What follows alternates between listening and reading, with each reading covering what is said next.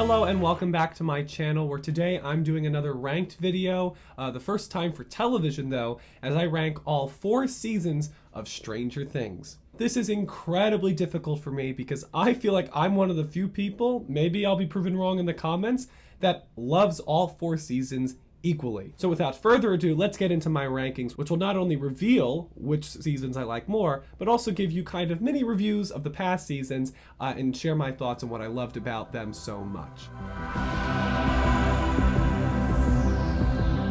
Yes, it hurts me as much as it probably hurts you watching to put season 1 at the bottom of the list. But I had to be honest, I think like Harry Potter, this show has grown so much since its first effort. And the show has kind of changed in some ways, and those changes are some of the things that I identify most with Stranger Things. But I don't discredit what this season did. How this season in many ways changed the industry, because this was one of the first times that a streaming service looked at a season of television as a long-form movie. This is not episodic in any way, and this definitely changed the game with how Netflix was able to really put a cornerstone on the market. And this, I think, was the turning point for streaming services. This is where we proved what streaming could do as an art form. The stories just got better because we had more time with them.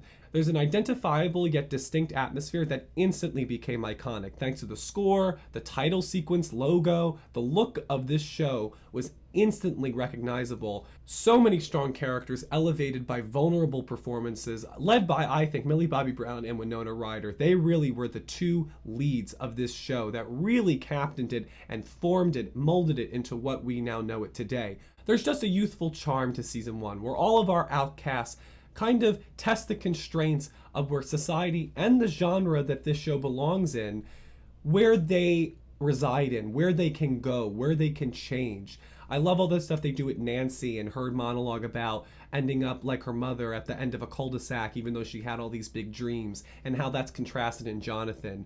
I love what they did with Joyce and the single mom trying to look out for her family. As I talked about in my season 4 volume 2 spoiler review, this show has always had an awareness of what the 80s is remembered for and what the 80s was actually like.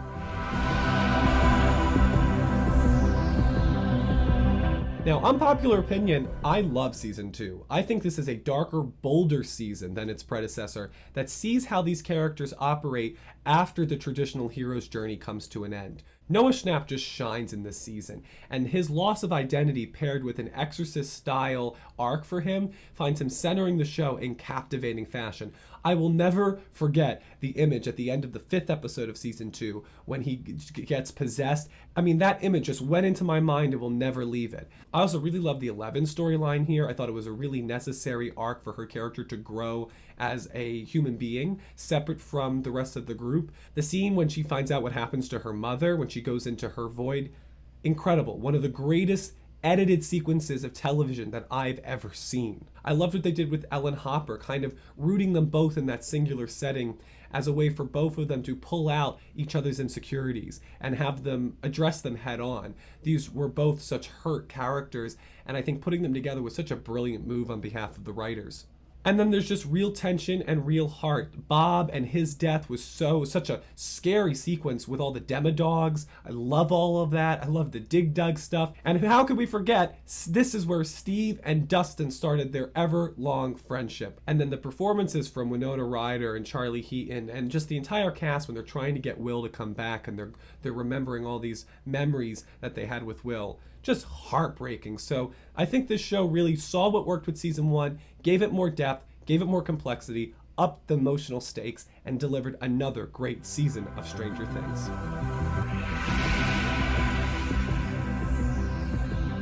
Are you sensing a pattern here? I do think this show is getting better with every single season, and season 3 was such a needed change of pace. This is definitely the Prisoner of Azkaban of the Stranger Things series, because season 3 is such a different vibe. Where the first 2 seasons definitely had a more darker Stephen King approach, this partakes in the neon-laden joy that injects an exuberant amount of fun into a show that I think needed this jolt of energy. Because I feel like a lot of times as these type of stories progress, we lose the fun, we lose the innocence.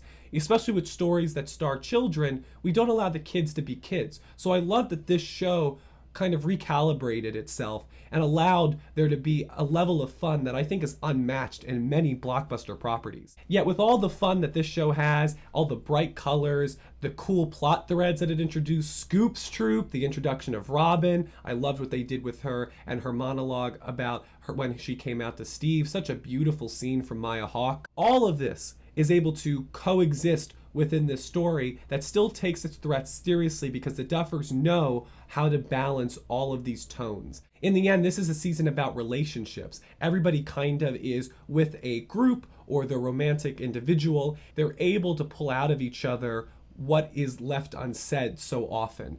And also, Alexei will always have our heart. To be honest, I didn't think season 4 would rank this high when volume 1 came to a close, partly because that first volume was purposefully frustrating.